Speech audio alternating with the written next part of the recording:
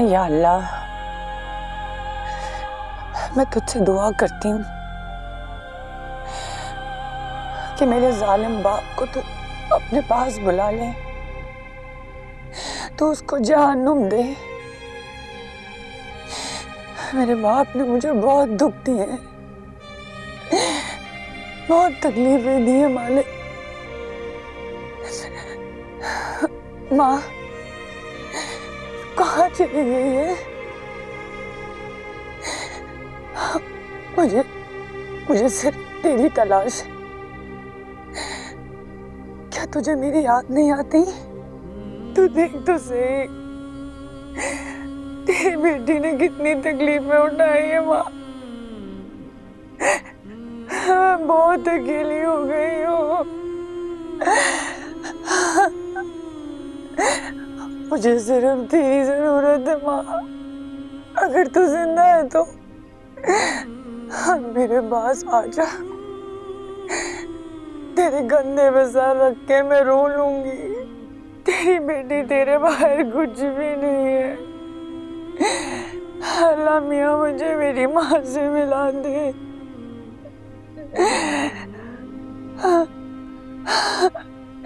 या अल्लाह तो मेरी दुआ को सुन ले।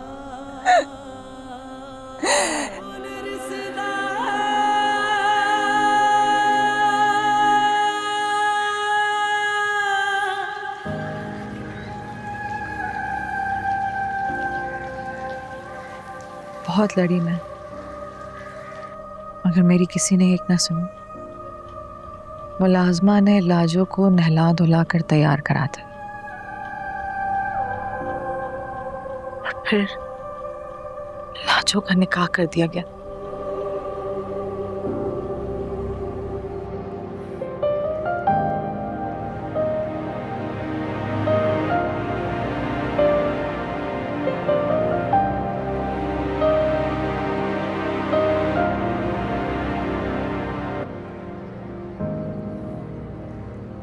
क्या आपको ये निकाह कबूल है?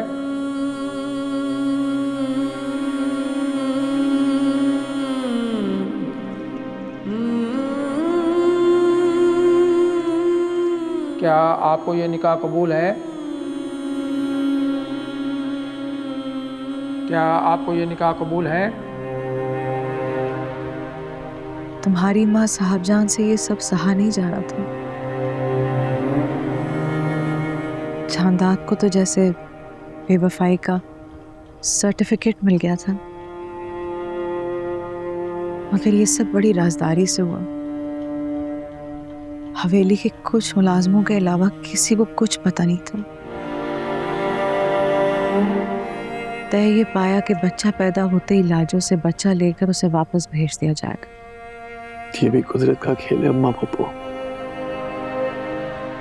मेरी दादी ने किसी की बेटी को सजा दी और उनकी बेटी ने खुद को सजा दे दी। अम्मा ने जगह जगह मिठाई ये कहकर बांटी कि साहबजान उम्मीद से है। फिर कुदरत का करना ऐसा हुआ कि 4 महीने बाद पता ये चला कि 3 महीने से साहबजान भी उम्मीद से है। हवेली में बड़े जश्न हुए। वहां दाइयों ने बड़ी कोशिश की कि गुलाम माँ की कोख में ही मर जाए, मगर कुदरत को जैसे जिद आ गई थी। बिलाखिर गुलाम पैदा हुआ, तुमसे पहले।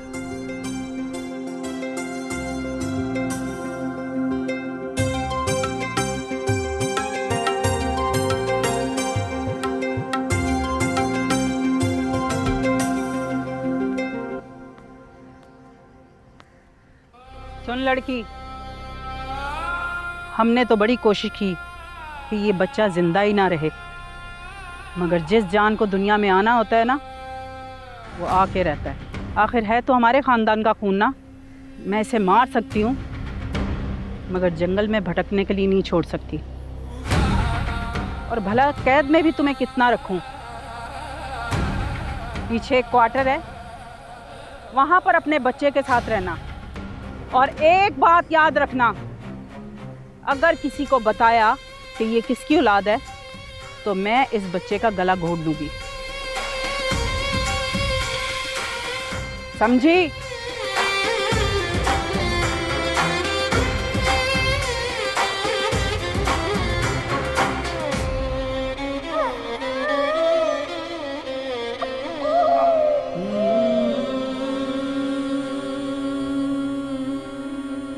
आज भी वही डरी सहमी लाजो अपने बेटे की जान की बख्शी पर खुश है।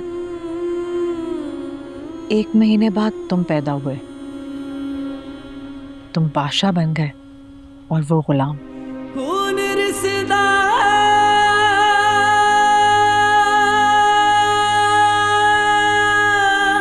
मैं यहाँ आप लोगों की बराबरी करने के लिए नहीं आता हूँ।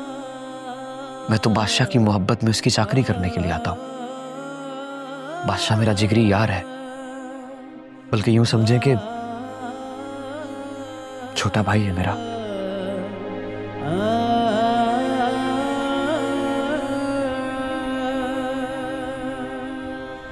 यहाँ क्या कर रहे हो बादशाह?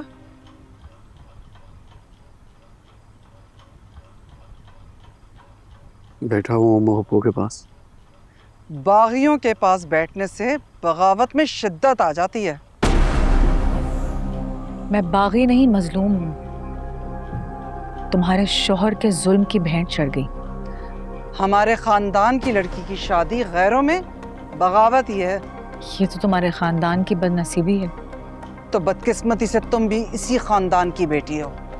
मैं तो ये लेबल कब का उतार के अपनी छोटी सी दुनिया बसाने चली गई थी। मेरा एक छोटा सा घर था, शौहर था। इसी गम में मेरे भाई ने खुदकुशी की थी ना। मोहब्बत जो करता था तुमसे।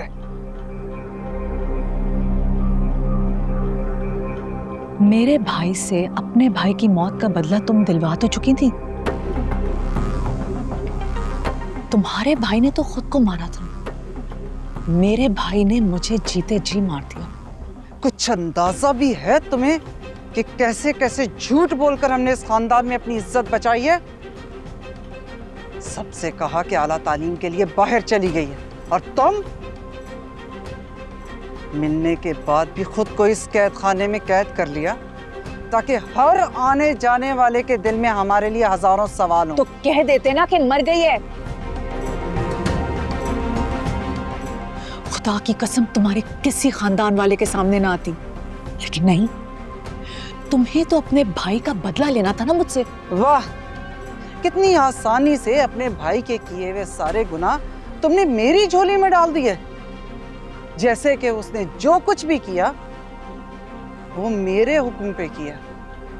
जानती नहीं हो तुम कि इस खानदान के मर्दों के रगों में खून बेशक खत्म हो जाए, लेकिन गैरत की गर्दिश से ये जीते रहते हैं। उठा तुम यहां से, नहीं तो तुम्हारी फुप्पी अम्मा तुम्हारे कानों में हमारे बारे में जहर ही घोलती रहेंगी। ऐसा कुछ नहीं करती है वो। सुकून मिलता है मुझे अम्मा पप्पू के पास, क्योंकि आप लोग तो मेरा दर्द समझते ही नहीं। हाँ, बिल्कुल नहीं समझना चाहते, क्योंकि हमें अपनी नस्ल आगे बढ़ानी है। तुम्हारे खन्नास के पीछे लग के हम बेनामो निशान नहीं मर सकते। बहुत प्यारी होती है ना नस्ल साहब जान।